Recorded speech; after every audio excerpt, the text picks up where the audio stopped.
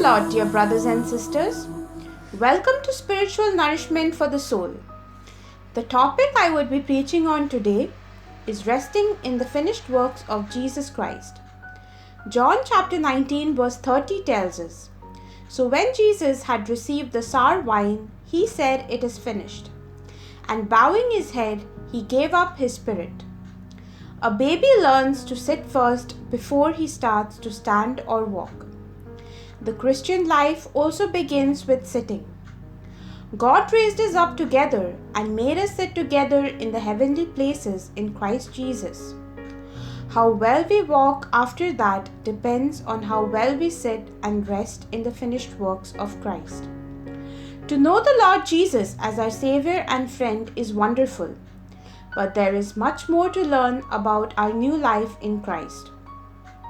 The Bible teaches us that the salvation of mankind from the consequences of sin is both free and costly at the same time.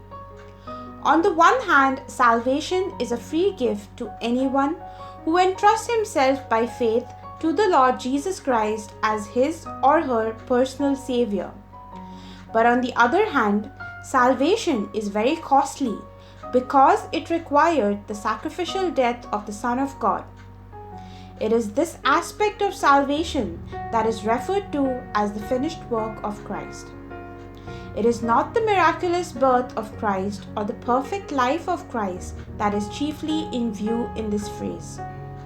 The finished work of Christ refers mainly to his death on the cross. That is where the judgment of God against our sin was endured by Christ, who became our substitute in order to become our Savior. Jesus was not our Savior until he suffered and died for our sins on the cross. The promised land was a land of rest where God promised his people. But for 40 years, God's people wandered in the wilderness because they refused to believe that God had given them a land where everything had been prepared. Indeed, the work was finished. They could not believe that God had given them a land full of things to enjoy, a land which just flowed with his abundant supply. Similarly, we, the new Israel, at times fail to believe that the work of Jesus is truly complete and finished.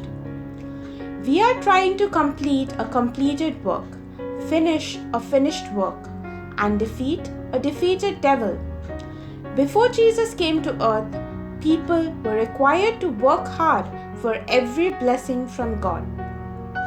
God's ability to show favor to them depended on what they did first, and strict obedience to the law of Moses was required in order to escape punishment. However, for us, the new Israel, Jesus' death and resurrection reversed the order and made available new life that was previously closed off to us. My dear brothers and sisters, God wants us to stop trying and start trusting in his love for us. He wants us to stop working and struggling and start resting and believing in his grace towards us. The finished works of Christ impact every area that touches our lives, in the natural as well as the spiritual. The last words Jesus spoke before dying on the cross apply just as much now as they did then. This declaration means that our healing, deliverance, prosperity, victory, joy, peace, and everything else we need in life is already finished and ready for us to claim. Just when Satan thought he had beaten Jesus, Jesus rose up in victory and proved otherwise. The kind of eternal life Jesus has is now available to us. This is not any ordinary, boring existence to which most people are accustomed, but a joyful, triumphant life. The enemy does not want us to have this, but when he tries to step into our path and block God's blessings, we now have the authority over him. As in Luke chapter 10 verse 17 to 19 we rightly read, The 70 returned with joy, saying, Lord, in your name even the demons submit to us. He said to them, I watched Satan fall from heaven like a flash of lightning.